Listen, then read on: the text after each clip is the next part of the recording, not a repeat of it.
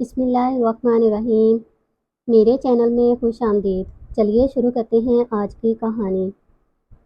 मैं काबिल नफ़रत ना थी, लेकिन लोग मुझसे नफ़रत करने लगे और अब यकीन है कि अगर माँ बाप ज़िंदा होते तो अपनी बेटी कहना पसंद ना करते, इसलिए कि तकदीर ने वतन छीना। फिर बेगैरत मर्द ने, जिसे उर्फ़ आम में दलाल कहते हैं, मुझे मासूम लड़की से तवाफ़ करने पर मजबूर कर दिया। मेरी कहानी सीधी सादी सी है, मगर ज़िंदगी और वक्त के दाव पेच इतने सीधे नहीं हैं। बस ज़रा पैर फिसलने की देर है। नादान औरत तो सीधी हकारतों की दलदल में जा गिरती है। हालात के हाथों ये तबाह हाल औरत फिर चाहे जितना पुकार पुकार कर कहे कि मुझे बचा लो, इस दलदल से निकाल लो, लोग इसे तवाइफ ही जानते हैं और इसे बचाने के लिए हाथ बढ़ाने से डरते हैं। कभी सोचा भी ना था कि गुनाह से नफ़रत करने के बावजूद इस बाज़ार की ज़ीनत बनूंगी, जहाँ असमत का कारोबार होता है।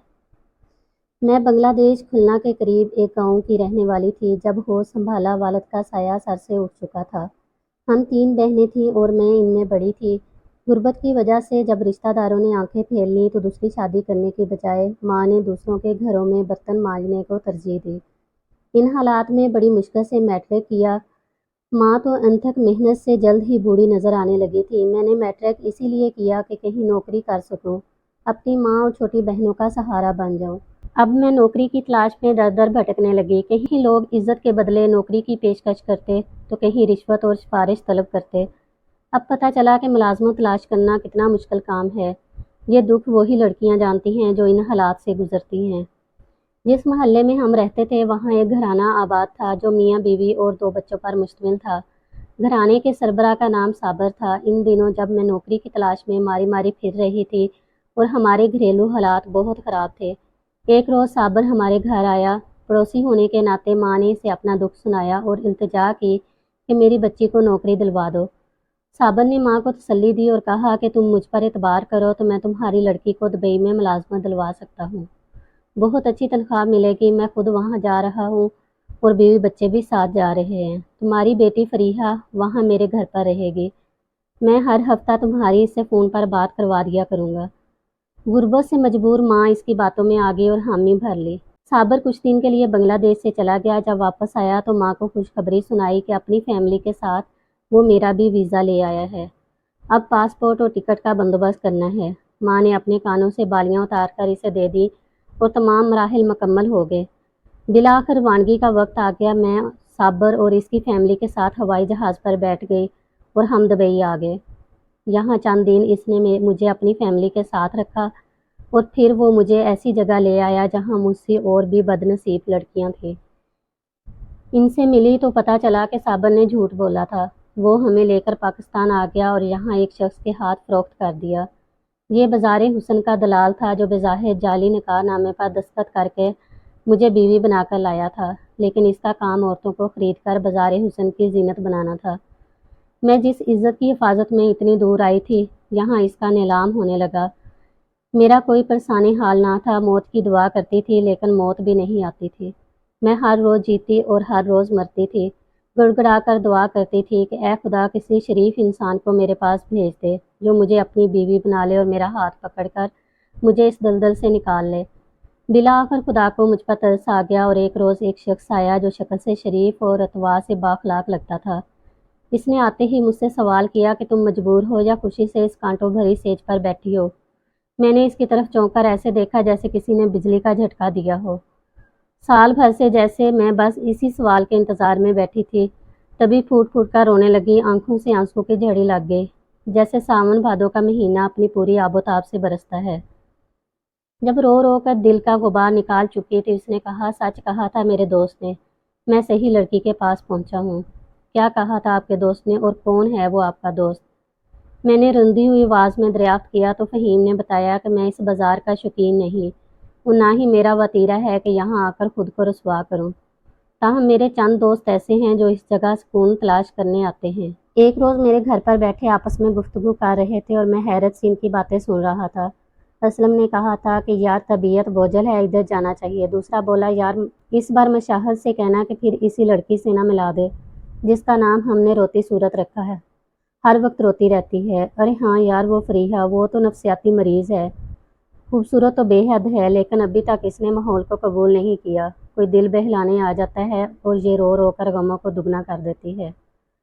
दिल खराब हो जाता है, आफताब ने भी तायीद की। सरवश ने कहा, यार तरस आता है इस पर। कमबख्त एक दलाल इसे धोखे से यहाँ लाया है, नौकरी का झांसा दिया था। वो बेचारी शरीफ लड़की है, जब ही रोती है। मैंने जब दोस्तों से ऐसी बातें सुनी तो तुम्हारा अता पता दरियाफ्त किया और यहाँ तक आ गया।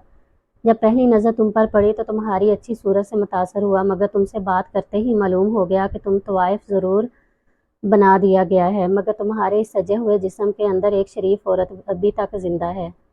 अच्छा बताओ, तुम यहाँ तक कैसे पहुँची और कौन लाया था तुमको यहाँ? तभी मैंने अपनी सारी कहानी फ़हीम को सुना दी। मेरी कहानी सुनकर इसके दिल में रहम जाग गया। इसने कहा, फ़रिया, अगर वाकई तुम सच्ची और इस गंदगी से छुटकारा पाना चाहती हो तो यहाँ से इसी वक्त निकल चलो। मैं तुमसे शादी करूँगा। मुझे अपने कानों पर यकीन नहीं आ रहा था, मगर मैं राज़ी हो गई और फिर रात के 12 बजे वो मुझे वहाँ से किसी तरह निकाल कर अपने फ्लैट में ले आया। सुबह हमने निकाह किया और मियाँ बीवी जैसे मुक़द्दस बंधन में बंध गए। चंद दिन बाद फ़हीम ने अपने घर वालों से रब्ता किया और इनको खुशखबरी सुना दी कि इसने शादी कर ली है। वो इस फेल पर इनसे इसलिए माफ़ी का तलबगार था कि अपनों से इजाज़त ली थी और ना अपनी शादी में इनको शामिल किया था। बहरहाल अपने तो अपने होते हैं। उन्होंने फ़हीम को ना सिर्फ माफ़ कर दिया बल्कि कहा कि अपनी दुल्हन को साथ लेकर घर आ जाओ। वो जैसी भी है हमें कबूल है, हमारी बहू बन गई है तो कबूल करना ही है। इस उम्मीद अफ़ज़ा जवाब के मिलते ही फ़हीम खुश हो गया और मुझे लेकर अपने घर वालों के पास गया। जैसा कि उन्होंने कहा था कि बहू बन गई है तो जैसी भी है हम कबूल कर लेंगे। फ़हीम के माँ बाप बहन भाइयों ने मुझे कबूल कर लिया और वही इज़्ज़त दी जैसी कि एक बहू को मिलनी चाहिए थी। अब मैं फ़हीम के घर वालों के साथ इनके घर में रहने लगी।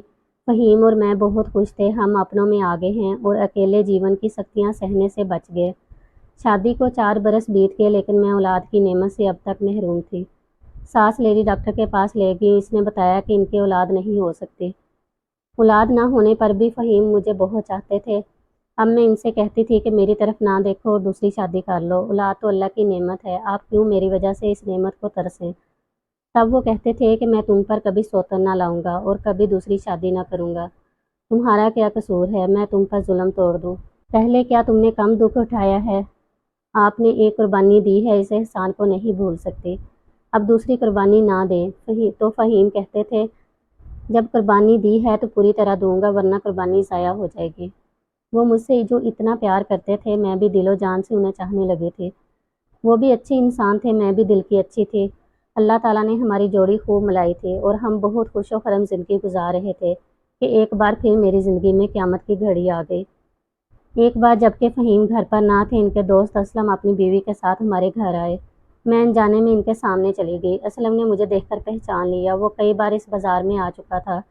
इसने अपनी बीवी को बता दिया कि फ़हीम की बीवी का तल्लक बाज़ार हुसन से है। खुदा जाने फ़हीम की अक्ल को क्या हुआ था, जो एक तवाइफ को बीवी बनाकर घर ला बैठाया है। इसे अपनी वालदा और बहनों का पास भी ना रहा कि ये औरत कैसे इनके दरमियान रहेगी। असलम की बीवी ने मेरी सास की भांजी उज़्मा को सारा किस्सा बताया कि उज़्मा से इसकी दोस्ती थी।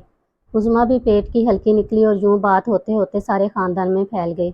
मेरी सास और नंदों को जब ये किस्सा पता चला, उन्होंने फ़हीम से पूछा। तब हकीकत उन्होंने बताकर कहा कि हालात ने फ़रिया पर सितम किया है, इसका तो कोई कसूर नहीं है। मैं इसे गुनाहगार नहीं समझता, नेकी समझकर इसके साथ निकाह किया है। कोई कुछ भी कहे, मुझे हरगिज़ इसकी परवाह नहीं है। हम अपने घर में खुश हैं, कोई हमसे नाता रखे या ना रखे। मेरी सास ने इतराज़ किया कि अगर तवाइफ को बीवी बना लिया था तो पहले बताना था, हम तुमको यहाँ इसे लाबसाने का ना कहते। अब तुम लोग हमसे अलग हो जाओ, अलहदा रहो, क्योंकि मेरी बच्चियों की अभी शादी नहीं हुई, इनके रिश्ते होने हैं और जिस घर की बहू तवाइफ ज़ादी हो, इस घर की बच्चियों के रिश्ते कौन लेगा? मेरी बेटियां तो बिन ब्याही रह जाएंगी। कौन सा शरीफ घराना मेरी लड़कियों को रिश्ता देगा? जब मैंने सास के मुंह से ये अल्फाज सुने तो मुझे अपने कानों पर यकीन ना आ रहा था। वो कह रही थी, मैं तो सास हूँ। अगर फ़रिया के वालिदैन भी इसके हालात जान लें तो इसे बेटी कहकर बुलाना पसंद ना करेंगे। ये और ऐसी बातें मेरे लिए सुहानी रूह हो गई।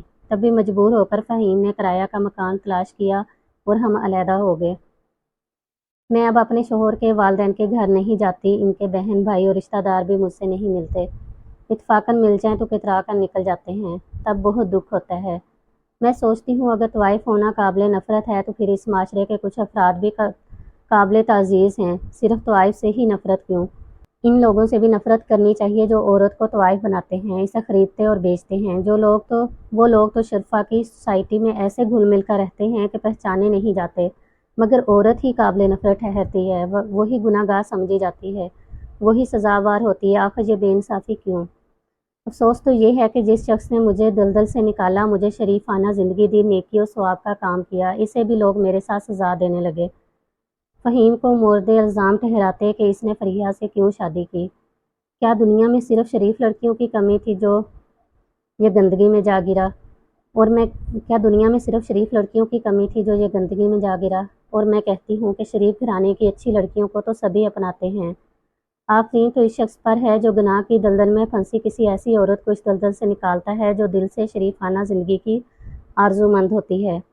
اگر واقعی کوئی عورت ایسی ہو اور وہ شریفانہ زندگی کی آرزو مند ہو تو اس کو شریفانہ زندگی دینا اور گناہ آلود زندگی سے نکال لینا ایک بڑی نیکی ہے۔